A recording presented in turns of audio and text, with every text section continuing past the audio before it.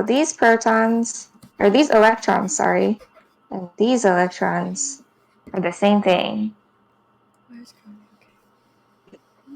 If that makes any sense. This is kind of like preparation for later too, because we will do more arrow pushing later in the class. Well, basically, I just drew all this garbage to get you more acquainted with the different forms.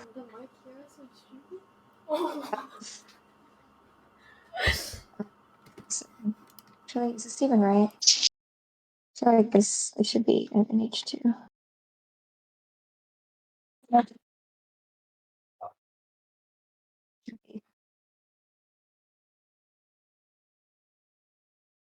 So Kobe likes to talk about his number line, right?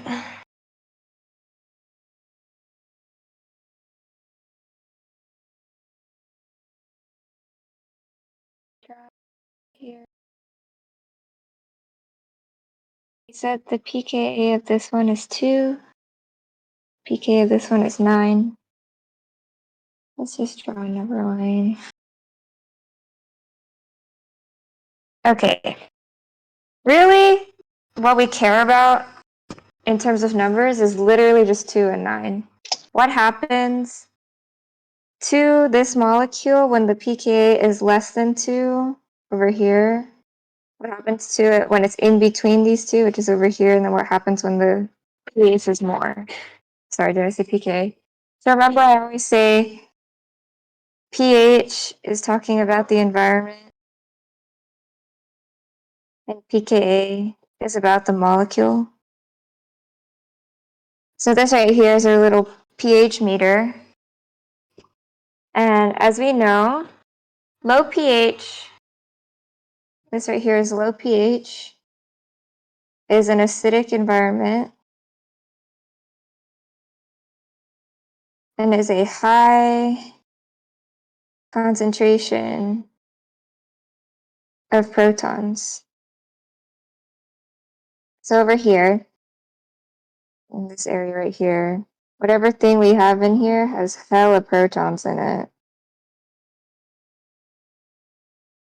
And then right here, this is high pH, basic environment, very little H plus. And because there's very little protons, that means more minus. So you know there's or something. They tend to be some protons and some hydroxide in it.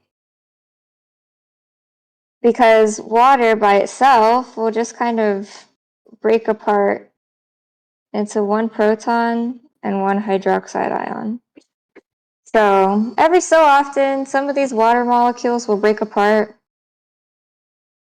and form our proton and hydroxide pair, and then they will smash back together. So every single solution has a base amount of protons and a base amount of hydroxide in it. But when you have a basic environment, it means that you probably added a base into it. When you're adding a base into it, you'll have more hydroxide in it. Because what the base will do is it'll just, like if you add something like this, right? If you add NaOH, which is just a base, you're literally just adding more hydroxide into it. So just remember, adding acid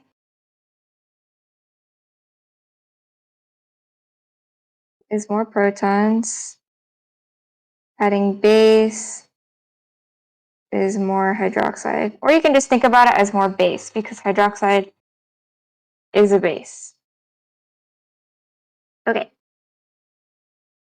So we have our guy up here, our amino acid guy. The way that I think about it is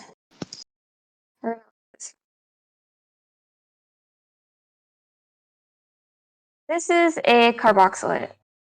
Carboxylate has a low pKa, so it's quite acidic.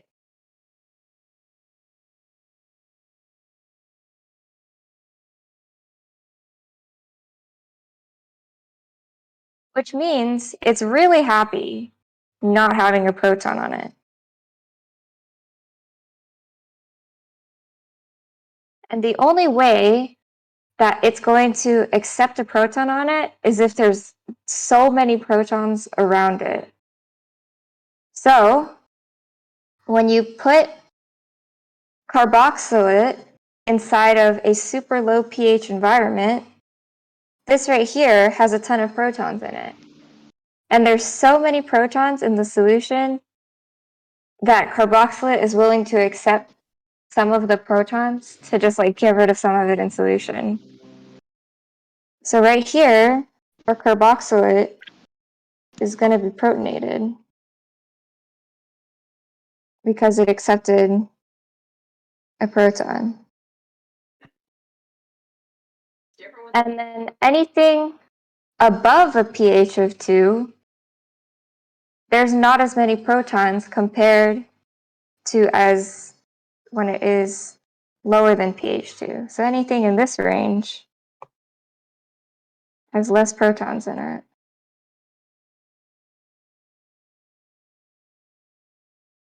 And because there's so little protons, carboxylate is perfectly happy not having a proton. So beyond this pH right here at 2, it will be deprotonated. And then now we can use the same logic for this guy over here. So this amine portion has a high pK, and it's pretty basic. And at neutral pHs, it's pretty happy to hold a proton. So, because it's pretty happy holding its proton, you need a lot of base in the solution to be able to rip the proton off of it. Right here, this one has maybe like 1 proton in it and a ton of base in it. These also have base in it. But there's so much base in here that the base is going to be able to rip the proton off of this amine, like I showed right here.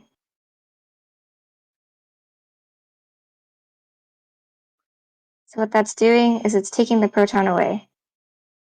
So, in very basic environments, it's deprotonated.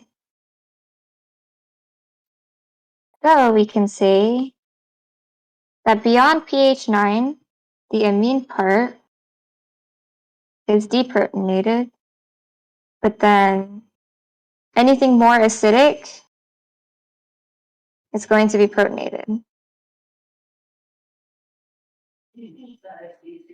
So we can just kind of attach our carboxylate part to the amine part. And because we figured out that anything after pH 2 here, the carboxylate is deprotonated. Let me just drop this way. Then we know that over here, it's also deprotonated. Did that make sense? That's a lot of words.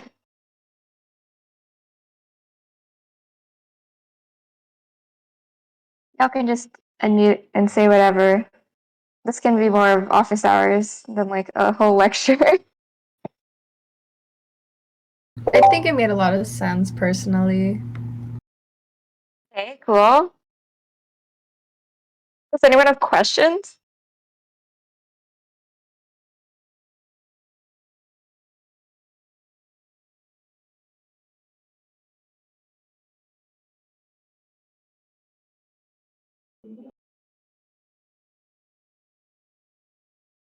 Go over something again if you don't get it.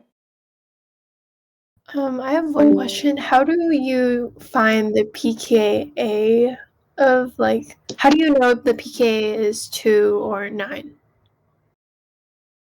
They'll give those to you. Oh, okay. So we don't Yeah, have those to are like, always. find it ourselves. I only know because I just remember from yesterday.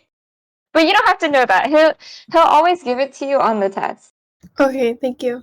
Mm-hmm.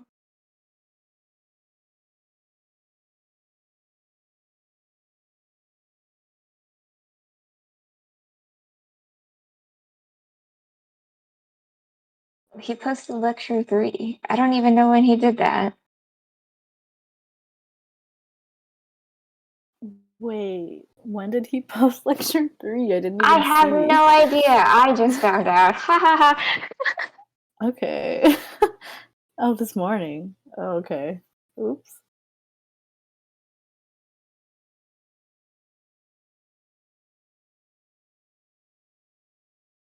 He also did post practice problems. He told me I can go over them, but I know he's gonna go over them in his office hours that he might have later today. I don't even know right now. Oh, sorry. I had a question about those actually. So, like number 3, it asked what would make something a better base. So I was wondering, would a base be, or would a better base be characterized by less protons or like more of them?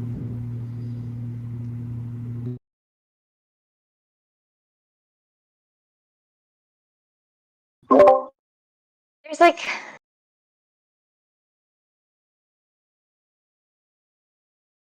okay, yeah. I'll show you with water to kind of explain. Maybe carbonic acid. No, that's too much. Okay. So we know this is water. And we know this is hydroxide. Both of these are able to be a base. But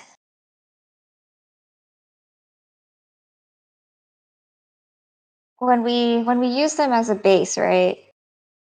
Base takes proton. So once these have acted as a base, this one's going to become hydroxide. And this one's going to become water.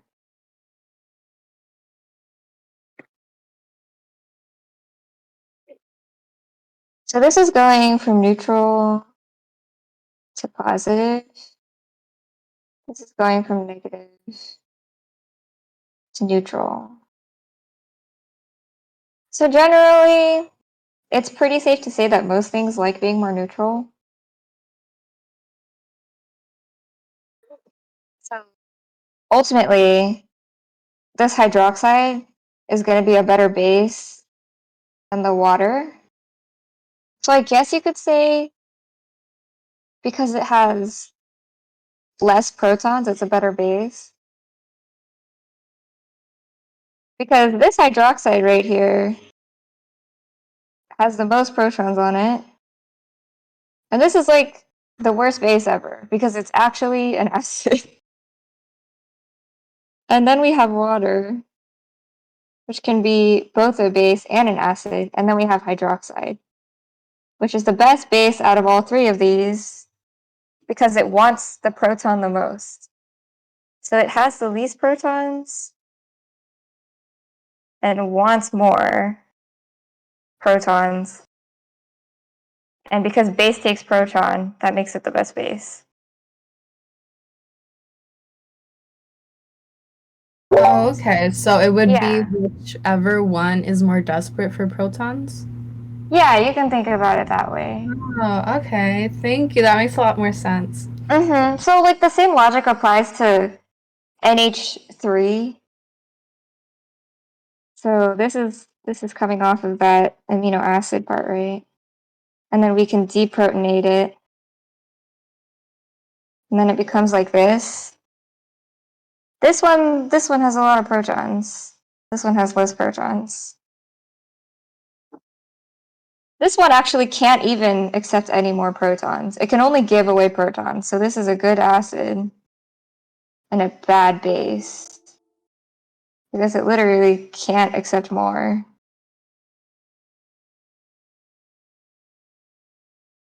and it wants to give away this proton.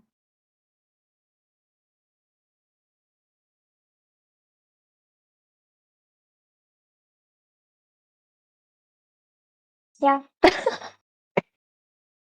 I think this is a good enough way of explaining it for biochem.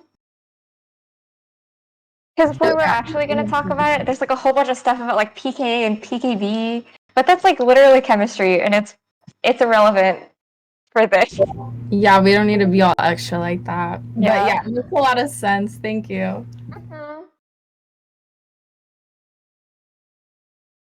Would you mind scrolling up for a sec? I missed the part of the thingy. Where? Here? Yeah. Okay. Thank you so much. Mm-hmm.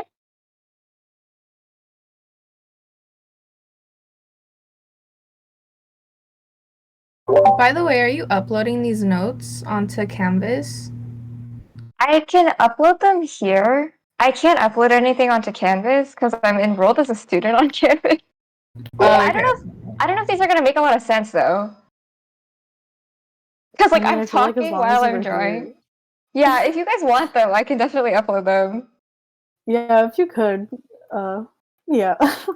Yeah, I'll try. OneNote is really gross about me downloading stuff, so I'll try. Okay. I mean, if not, it's okay. Don't worry.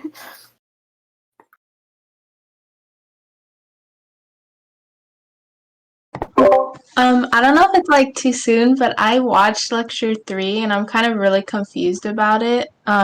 Is there any way you could go over it or? Yeah, let me see what the heck lecture 3 is even about. Is that like the affinity purification and stuff? It's like how to study a proton or a protein, sorry. Okay. He talked about gels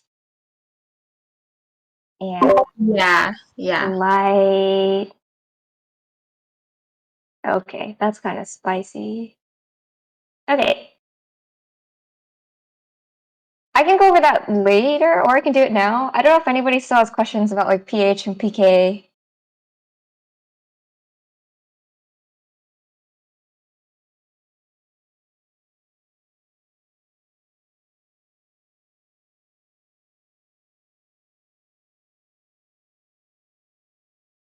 So are we good on pH and PK? I don't want to move on too fast if somebody still has a question.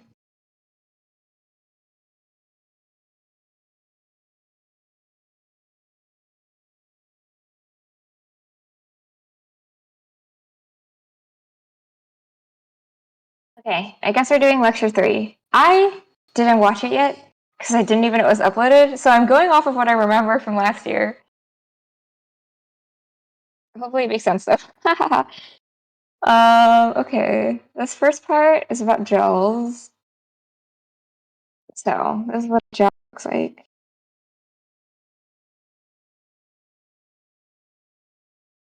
You have like some holes up here. These are called, what are they called? I don't know what they're called, but they're holes for your protein of interest. Well, I guess proteins of interest. Okay. And what you do to this gel in the lab is you have to connect electrodes to them. Oh man, this is gonna get really spicy. Okay. So, actually, let me talk about the structure of the gel first. So this is the gel. And the whole gimmick of the gel is that it's in a gradient, right?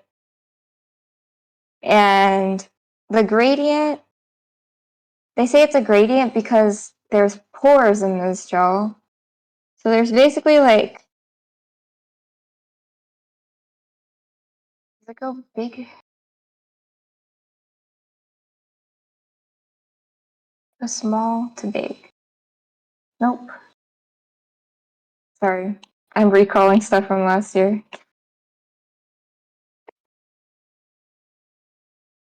Okay, it goes big to small. That makes more sense. Okay, we got some really big assholes up here. Oh, we're talking about lecture 3. I can go back and talk about lecture 1 and 2 stuff afterward. Somebody just asked about lecture 3, and everybody... Okay. So we got big assholes at the top, and the holes get smaller and smaller.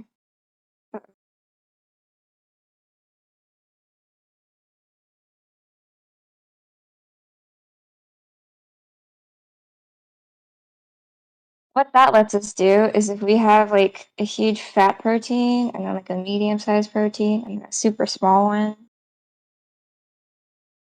when these are running through the gel, protein A is super fat, right? And it's gonna get stuck like over here because it's just not gonna fit through these holes. And then protein B might get stuck around over here. And then C can run through all these huge holes and it's gonna get stuck at the bottom because it's the smallest one. So gels go from large to small. I think. I'm pretty sure. But if I'm wrong, I'm so sorry. It would just be flipped. So that's like how gels work. It's just different hole sizes make the proteins get stuck in place on the gel. And the way that we even get the proteins to run through the gel at all is with, like, I think it's like electromotive force or something. So we know that positive charges and negative charges are attracted to each other. So what scientists do with gels is they have like a clip, like you know those jumper cables for your car. It's kind of like that, but for experiments. So they clip an electrode onto here, and up here they put a negative one, and then down here they put a positive one. So that means that there's a hole gradient and there's also like a charge gradient. So up here it's like really negative, and then it gets less and less negative, and it becomes more and more positive.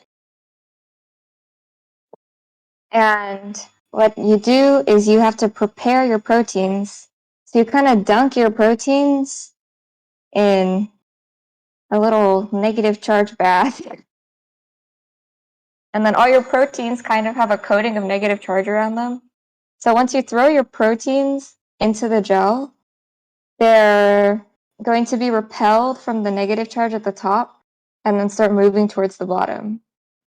So that's how we get them to go from the top of the gel down. And as they're moving, they get stuck in the holes. So if we were going to run these, we'll say this is where A is, and then this is where B is, and this is where C is.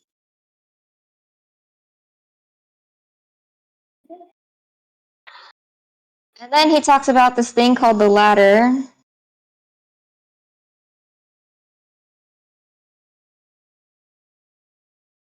This is the ladder. The ladder is basically like miracle mix.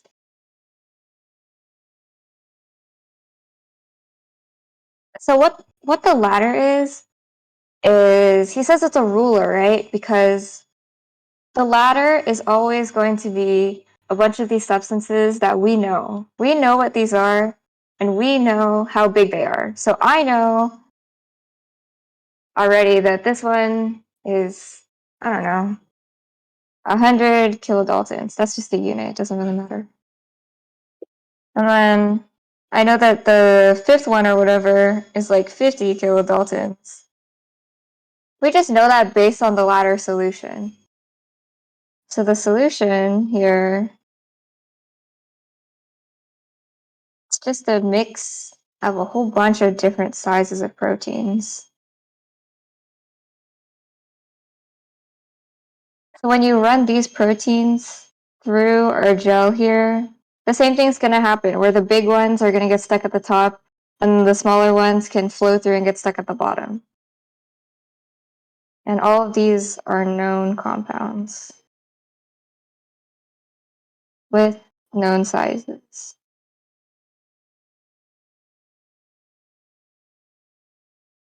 And then because I know that this one's 50 kilodaltons, then this B right here must be less than 50 kilodaltons. That's how we use the ladder. So that's gels.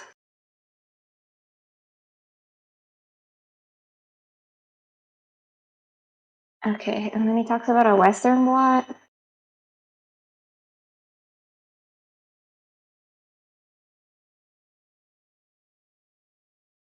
So for a Western,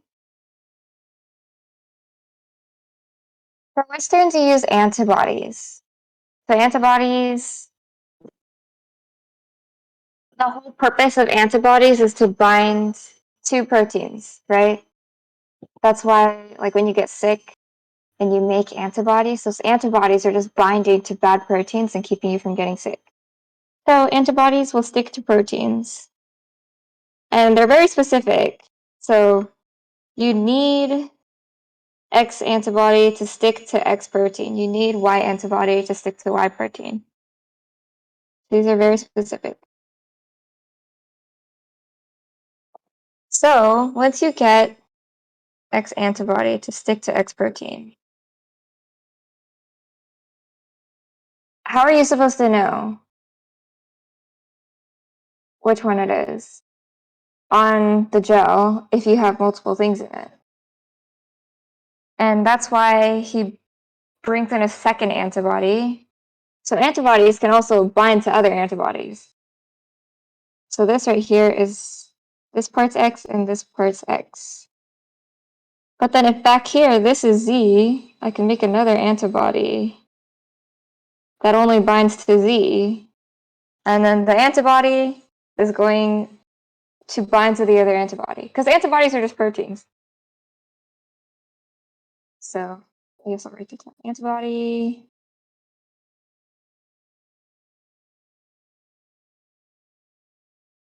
Bind to proteins. Specifically,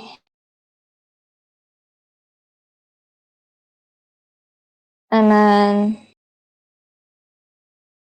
we can like have already engineered this antibody to have something attached to the back. And the thing attached to the back, we can make it do stuff. And the most common thing to make it do is to make it light up. Because then on the gel, we're going to have a bunch of like not lit up squares. And then we'll have this one that lights up. And then we know it's that one. We know that it's this protein that has the binding domain X that was able to bind to this X. These ones over here, these ones don't have X. So the antibody is not going to bind onto it. And then you're not going to get any lighting up.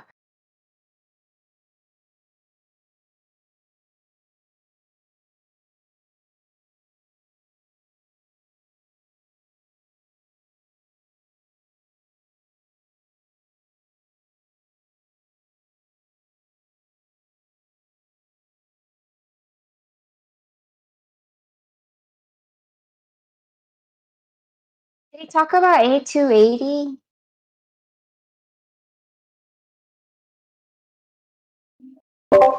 Yeah, he did. He did. A280 is kind of like,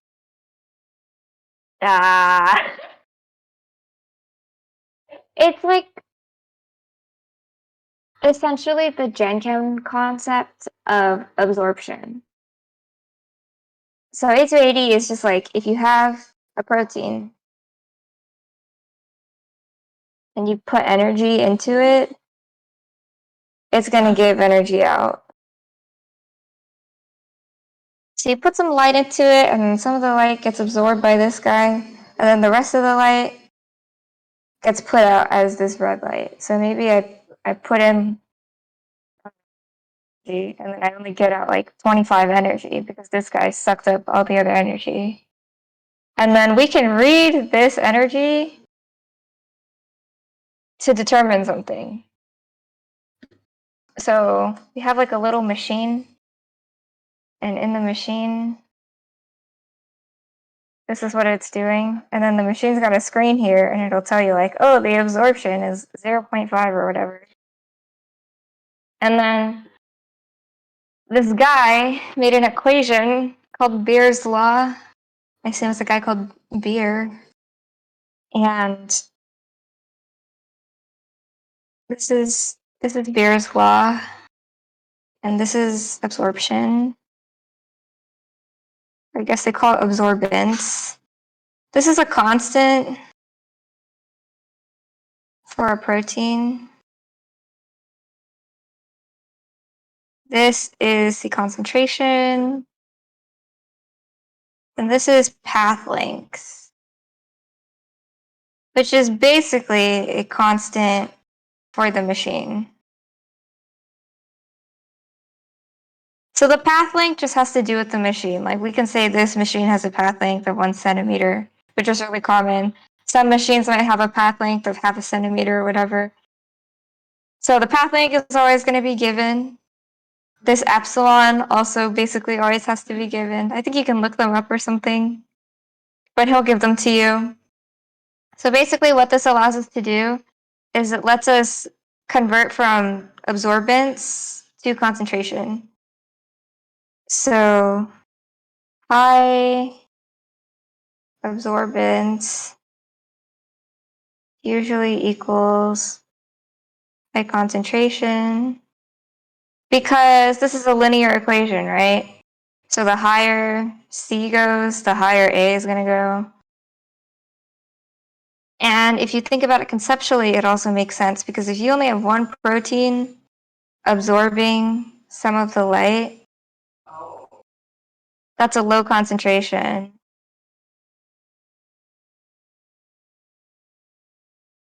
That's less protein to absorb energy. But if you have a high concentration,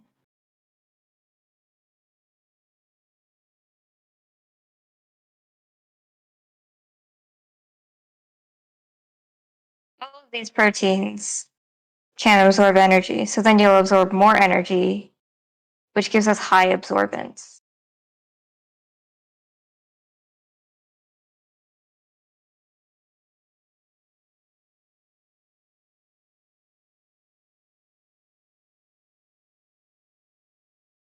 That's kind of the point of A280. It's only called 280 because of the wavelength of light that they use, so it really doesn't mean anything.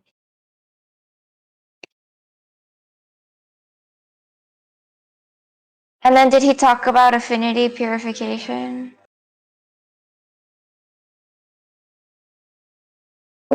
Yeah, he talked about that too. Okay.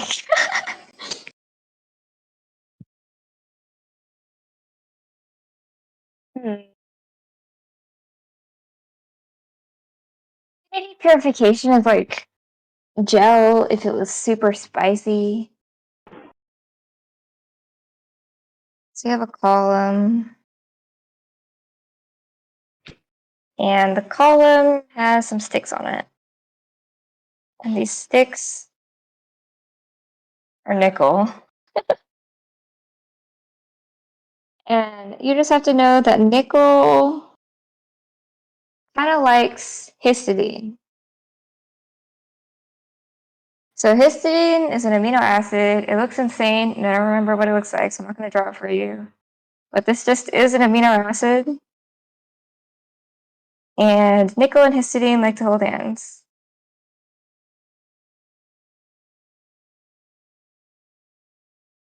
So when you have a protein in a mixture,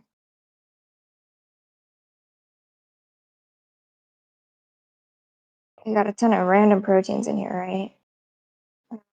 Skinny. And then that's the one that we want.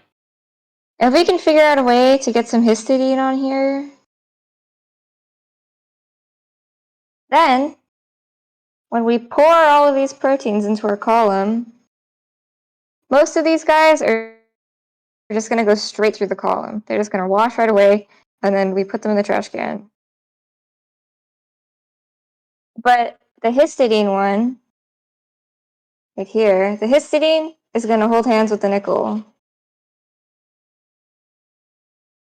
So you just wash all of your stuff through, and then all of your histidine stuff hold hands with the nickel. And then you can just throw all this away down here in the trash can. You can just throw all that away. So now what you're left with is just a column of a bunch of nickel holding hands with histidine.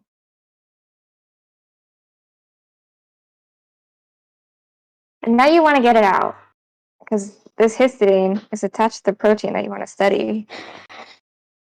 So in order to get it out, you throw something called imidazole in it. And imidazole looks really similar to histidine.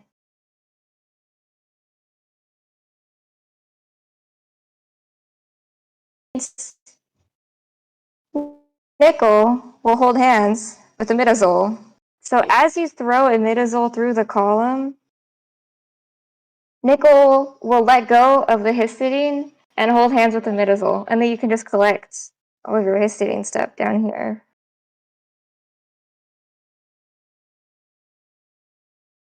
So that's the washing step. You're washing with imidazole.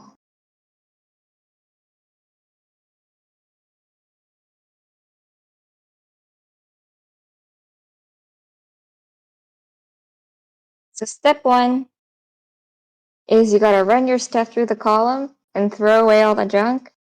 And then step two is you have to run imidazole to get the histidine out of the column. So you want histidine to stick here.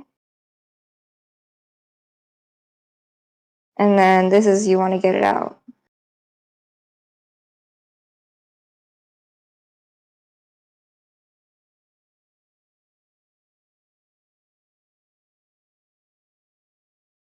He calls it binding step and elution.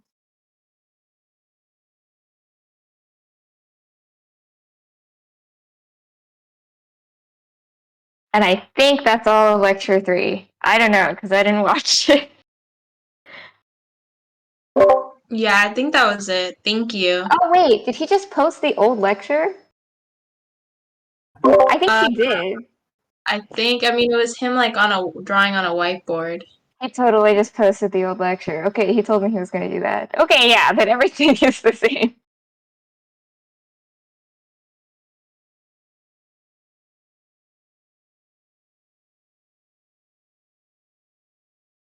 Okay, that's like the whole lecture then, I think.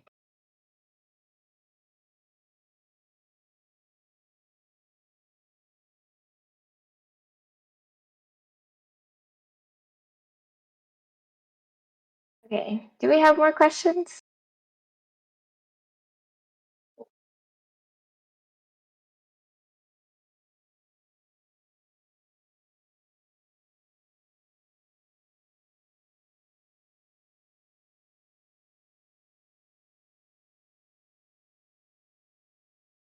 He said he might have office hours in the evening today.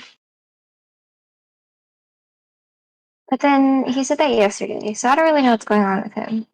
Does he usually like tell you like 30 minutes or like an hour before they happen, or I like, is find that usually out when you find out. okay? Because sometimes like the other day I was doing something and then he was like office hours first, and I was like, okay. So Yeah, honestly, don't feel pressured to like attend every office hour or like listen to everything he has to say because that's a lot of information. Also, we're literally like 3 lectures in, guys. I know, but still, it's I don't know. Okay, cool. Yeah, Thank I you. know. No pressure. You literally do not have to attend all of them. Also, they're all recorded, so you can just like watch the important ones. I think the practice problem ones are going to be really useful because we didn't get practice problems, so we were just kind of on our own. Okay, cool. Thank you. Yeah. I don't know. He's definitely a lot more busy this year than he was last year because last year he'd be like, oh, office hours at 9 a.m. tomorrow, and then they would run until like 12 p.m. So it was never Oh an wow. expectation. Yeah, it was Yeah. never like, oh, everybody needs to watch all of these office hours because office hours doesn't replace the lectures. It's just time to ask questions. So if you Yeah. understand the content, you don't have to go to office hours. Okay. I mean, I just go just in case, you know. So, Yeah, it's good practice, but no pressure. okay, cool.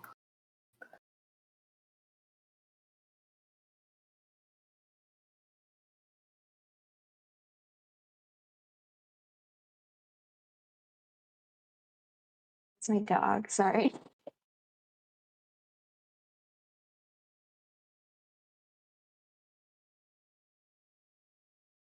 Hi, Jessica. Um, I want to ask for the practice problems. On number 3. So it is a talking interaction for the hydrogen and nitrogen, right? It's a hydrogen bond, and then it's making it a worse base, right? Because it is attaching to another hydrogen. Am I correct?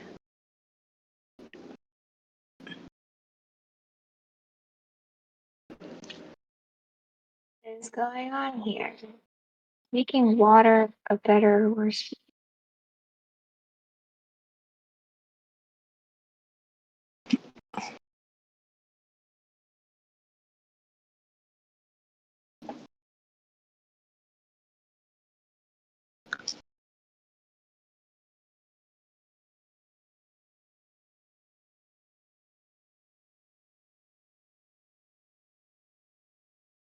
Okay, this is gonna be my interpretation on the question. He didn't give me the answer key yet.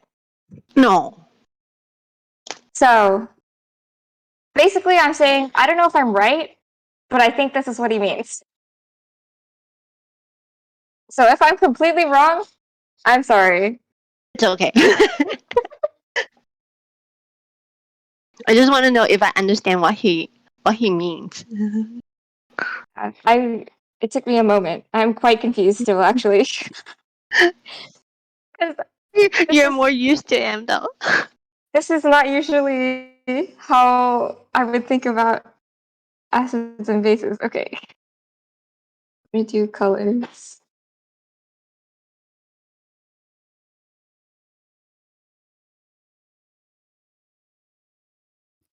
Okay, so in this case, the acting as a base part is these protons.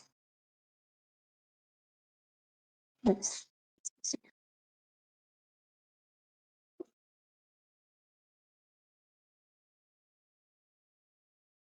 These protons taking, or these electrons taking this proton, right? This is the base takes proton part.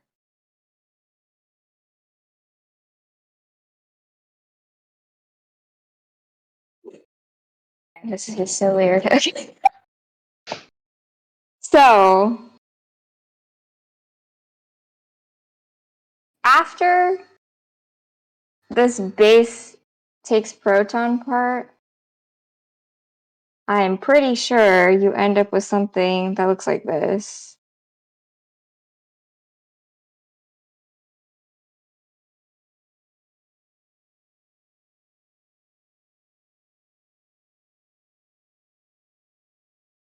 So you see how like this proton right here? Oh, that's not a highlighter.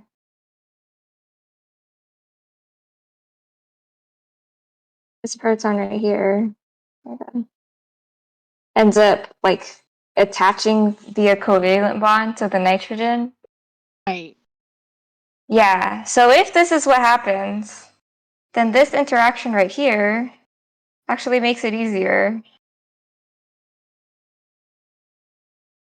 Because if they're already talking, then they're already right next to each other. And then because they're already right next to each other, it's a lot easier for this hydrogen here to attach itself to the nitrogen. Okay. So water is a better base. I think so. You should And then definitely ask him about this one, though. He should go over the questions. because he just posted last night, and then Yeah, shortly yeah. after he uploaded chapter like lecture 3. I just Yeah. finished the practice problems, and then for number 4, I'm not sure if you have take a look at it. For this molecule, it cannot H bond to itself, Can't. That's right? Because everything is CH and CH2 and CH3, and they don't want anything to do with any other part of itself, and then but it can talk to the water, right? With the oxygen. Yeah, I can't talk to water. Right. Okay. Thank you. If anybody hasn't seen that yet, this is what we're talking about. I'll just explain it if anybody's confused. What this actually looks like is this, right? CH2, CH2, CH2, CH2, CH3, and then this is an oxygen here. So hydrogen bonding's not going to happen because you don't have one of these.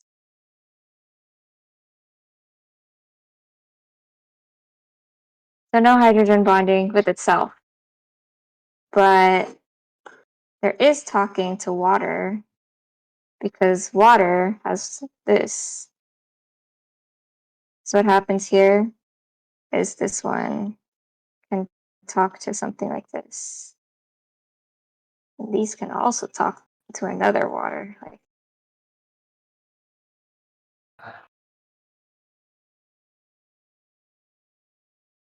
yeah, I think it's a little important to understand exactly how hydrogen bonding works. So water can form 4 hydrogen bonds.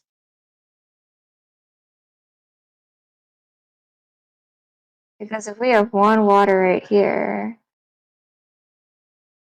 we got one here, one here, one here, and one here. So this one, these will all form some. So this one, because it's an H here, it's got to kind of coordinate with an oxygen. This one also has to coordinate with an oxygen. These oxygens coordinate with more water.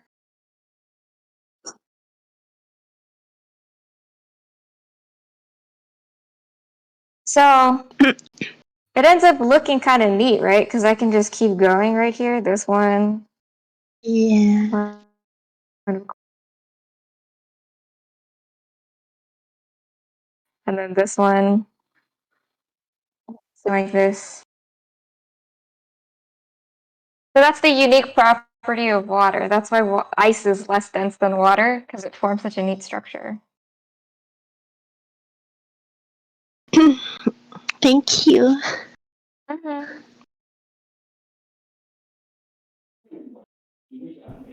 So for number 4, it can't H bond itself because it doesn't have so there's like the H donor and the H acceptor, something like that. So it has the H acceptor, but it doesn't have the H donor, right? So that's why it can't hydrogen bond itself. Yeah, exactly. Okay, thank you. They're donors.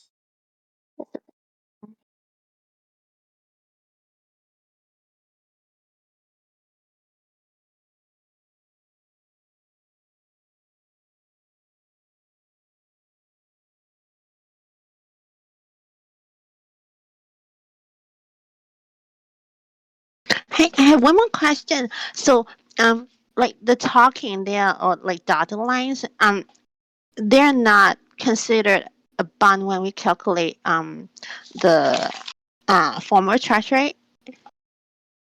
No, they're not. Okay, thank you. I know, like, hydrogen bonding is a form of talking. They're not Right. even, don't even, like, I know it says bond in it, but it's not actually a bond. Yeah, because it's a little confusing when in lecture one. First of all, when he talks about bonds, he also used like dotted lines for hydrogen bonds, and somehow when we get to this talking, and it's showing all dotted lines. So I was wondering if they are calculated as a bond as well. Yeah, hydrogen bonding is a form of talking, but it's not a bond. Okay. They only call it hydrogen bonding because it's a pretty strong interaction. So that's why they call it bonding, but it's not a bond. Okay. So H bond is just talking, but not a bond. Uh-huh. Thank you.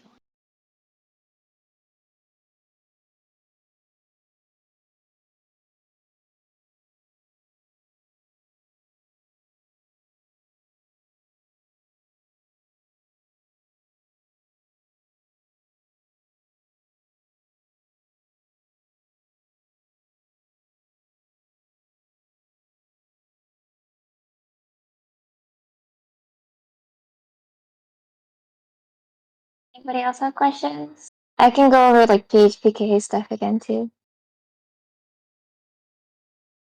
You know, I should make a voice chat channel. That makes a lot of sense. If you want to type a question, you could type it in the VC channel. And I'll do one for like resources or something. Okay. Would we be required to know different electronegativity values for hydrogen bonding? No.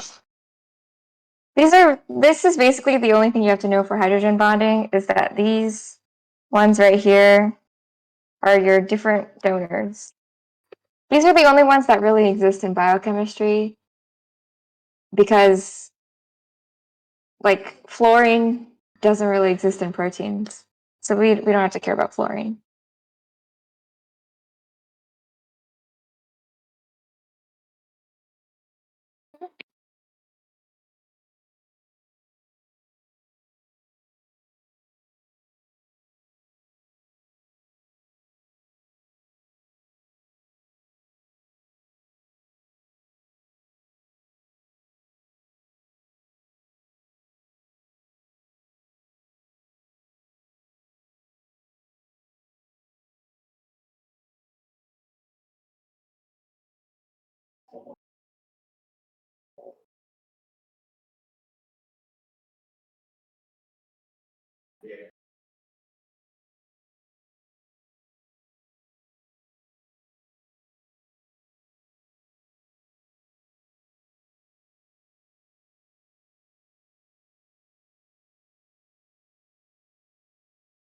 Nobody has any more questions? We can end here.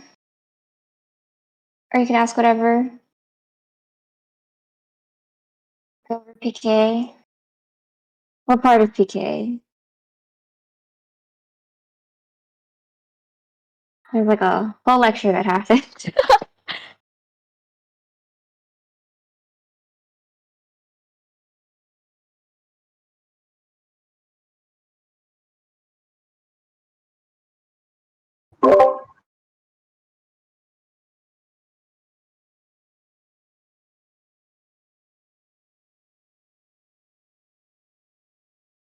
Thank you so much for the discussion. I'm gonna head out though, but thank you, Jessica. Yeah, sure.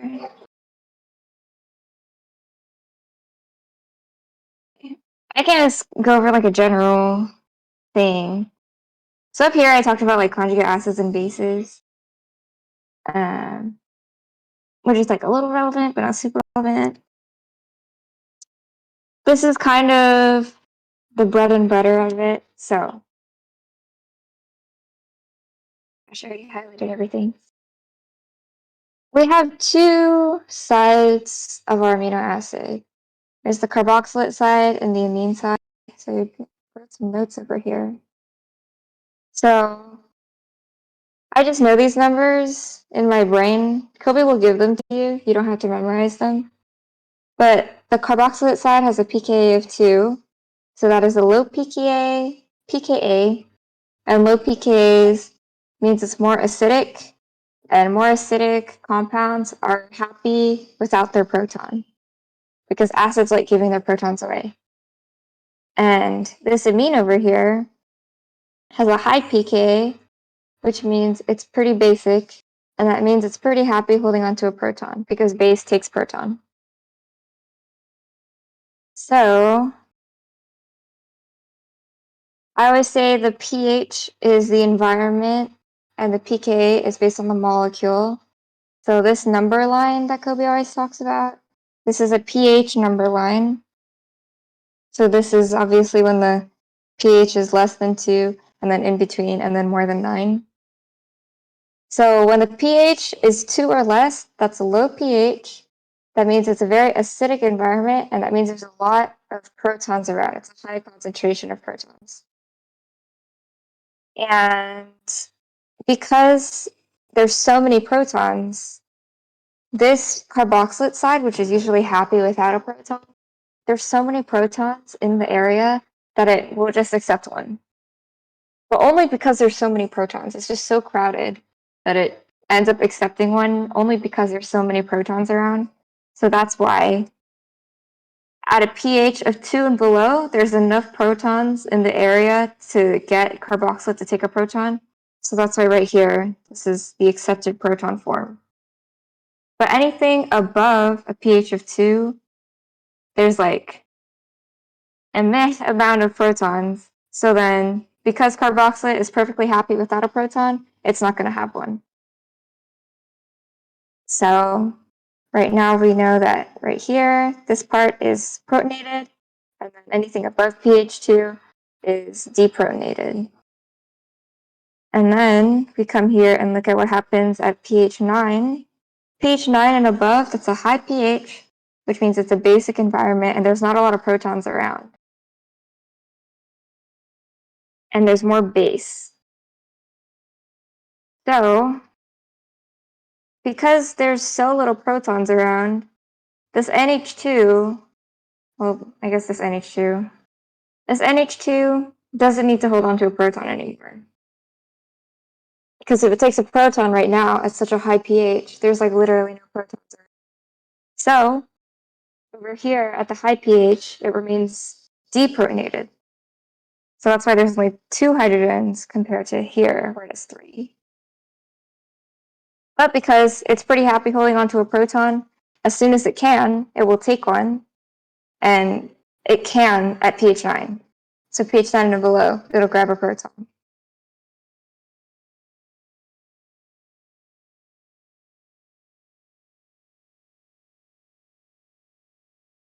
And then you just kind of combine them for this part of the structure.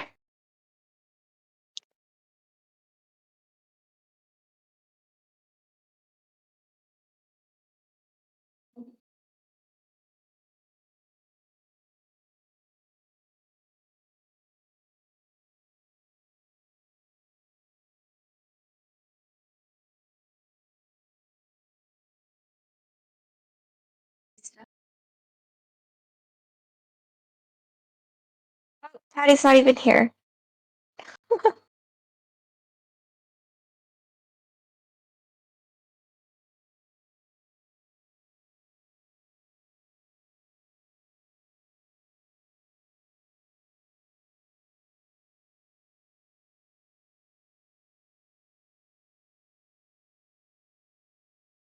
Thank you so much.